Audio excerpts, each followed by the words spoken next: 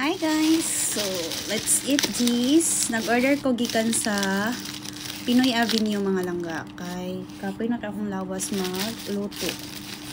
So, ang akong gi-order is beef bolalotel. Ano ba yun? Higutom na jud kay ko mga langga. So, syempre natay rice. So, order is like mga langga.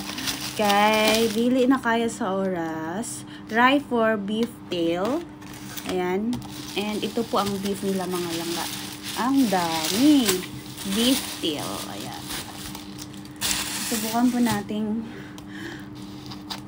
magkumain ng ano nila.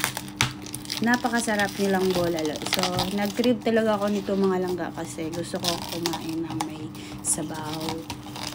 Since wala pong lasa yung ano ko. Ano ko ngayon? Wala talagang lasa. So, ito po ang bolalo nila from